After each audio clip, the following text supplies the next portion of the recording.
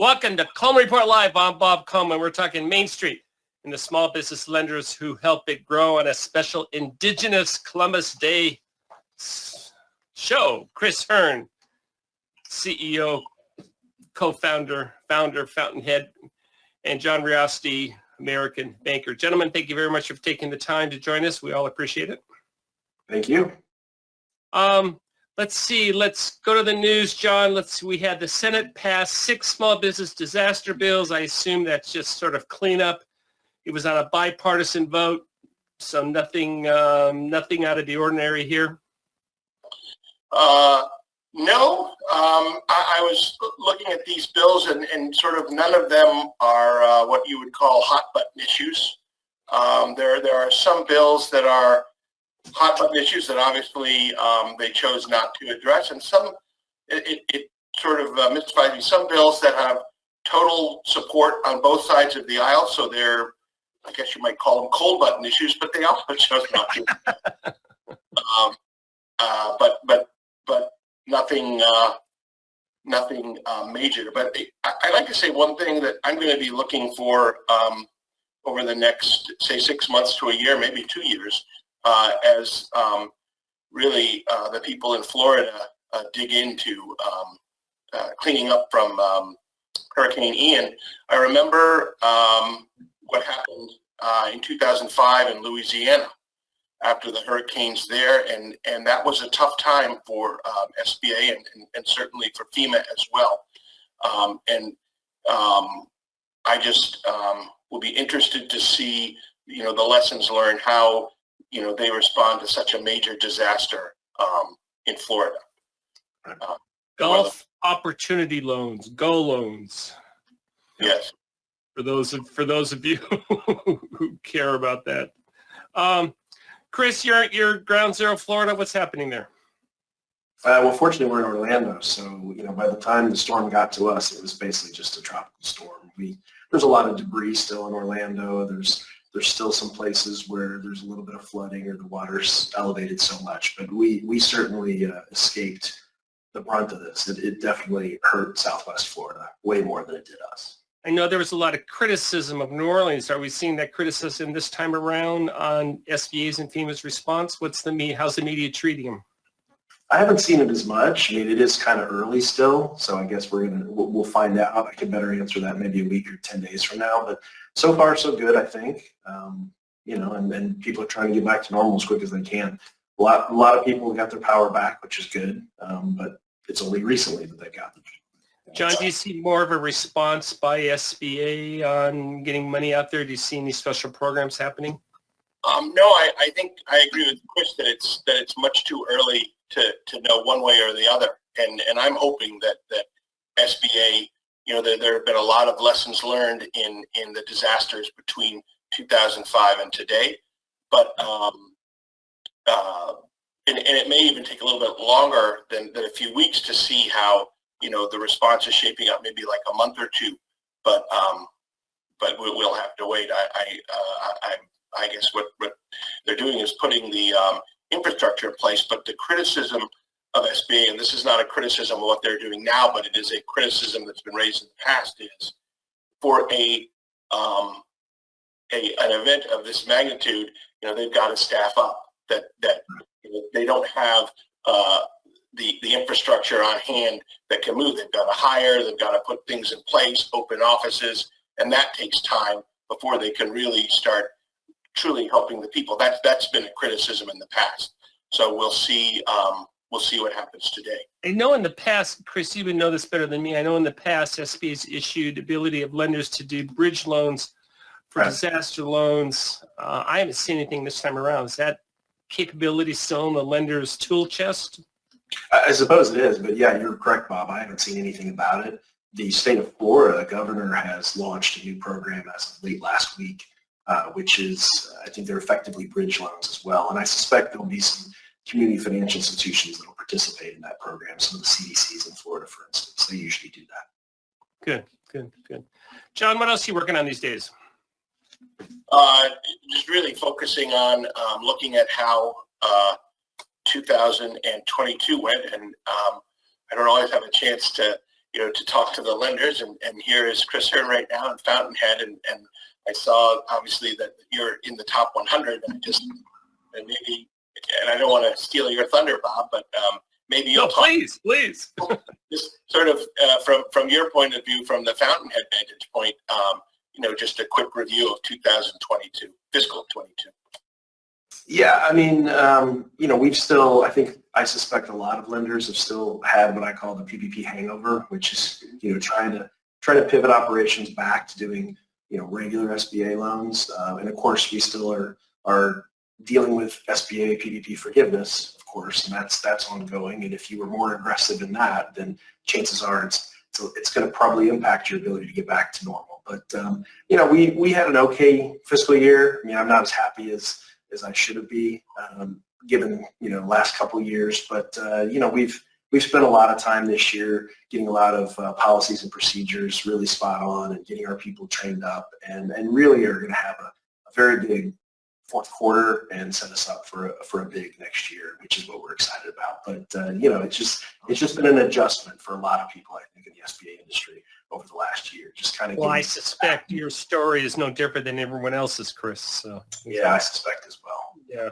I mean, there's just I love it, the PPP hangover. What else are you picking up, John, when you're talking to lenders or when you're putting together these numbers?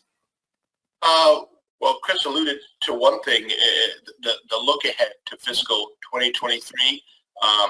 There's a lot of concern about the economy, and as that happens, conventional lending tightens, and there's more of a focus on SBA lending, which means just in theory and also historically, this should be a very active year for 7A, and it's hard to say 504. It's hard to see them getting more active than they already are, but one would presume even more active there. So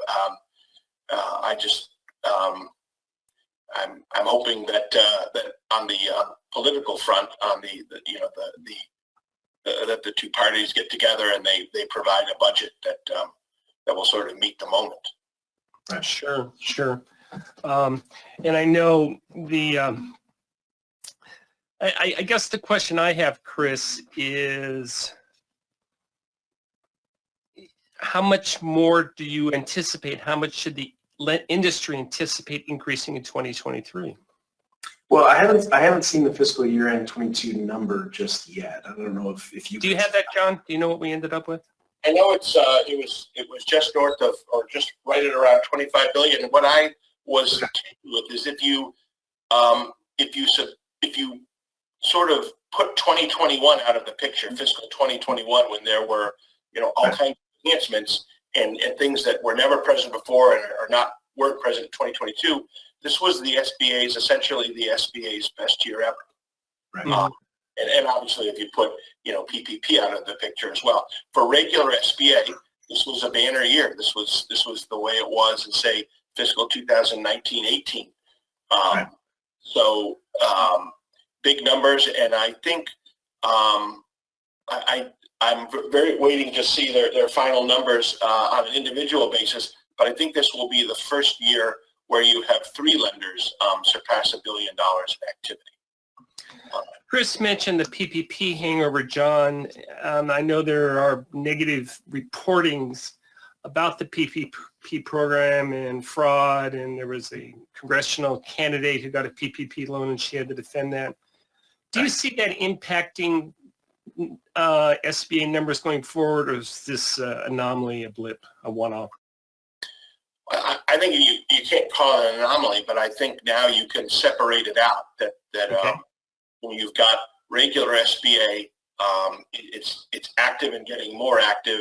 It's not touched by this. 7A is not involved in these scandals. Well, we all know that, but except that when they put in the reporting SBA loan fraud, that's the problem, in my opinion. Yeah, but I think it's the media's done a pretty good job about putting the focus on these are PPP. But I think John's got an interesting point. I mean, if you just looked at this fiscal year versus the previous, I mean, it's 7A volume's down 17-18% from the highest it had ever been. But as you said, John, this has still been the best year if you take out 21.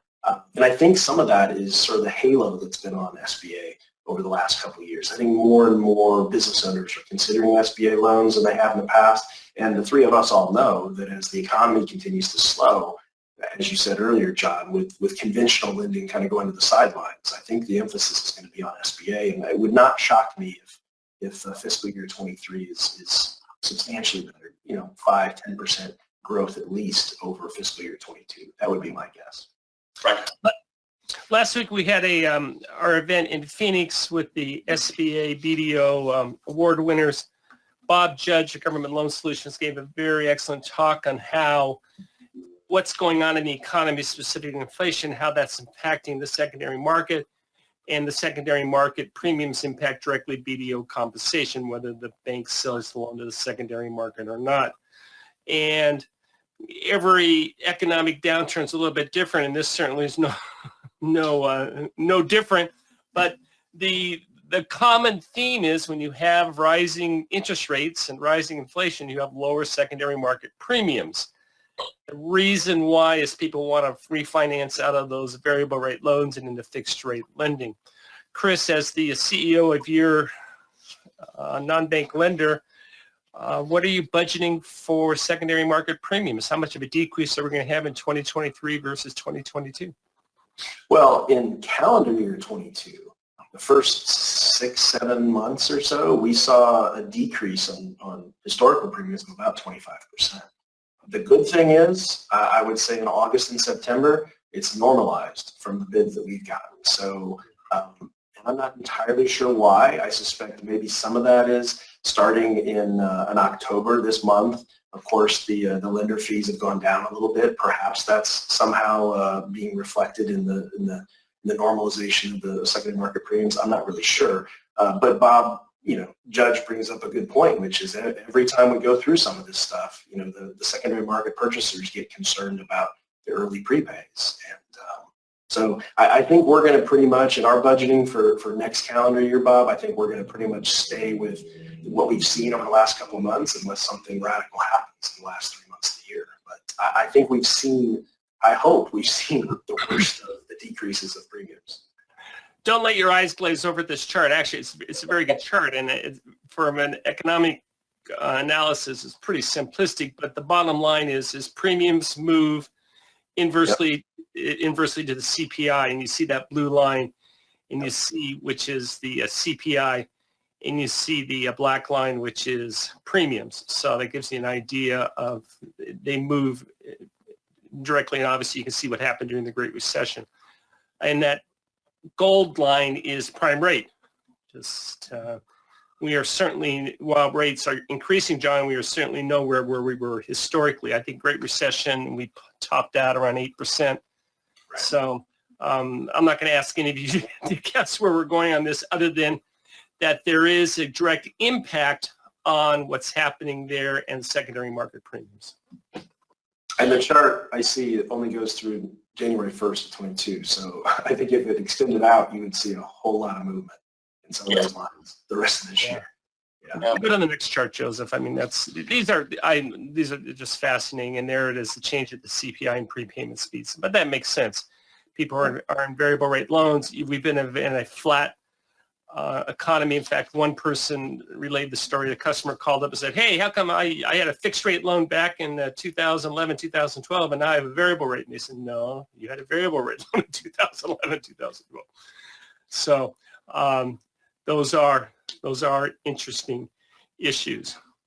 The point about this program, though, is probably the rise in rates and the decline in the premiums will put some SBA lenders on the sideline, and you may see a decline in the overall number of SBA lenders. But there are plenty of lenders who have the capacity to and the desire. They figure it's a win either way, either to have their loans on their portfolio, earning the interest, or to sell them and generate the fee income. So yeah. I think while there may be a decline in the number of lenders, there will be no sort of decline in capacity. The lenders that stay in will be just as eager to make these loans. Yeah, that's an excellent point, John. Even though the premium rates are down, these are still very profitable assets for the lender. About 43% of loans are sold to the secondary market. So the majority of the portfolio loans are held by the lenders, and they've determined it's a better earning asset over the life of the loan rather than selling it off and taking the one-shot hit into income.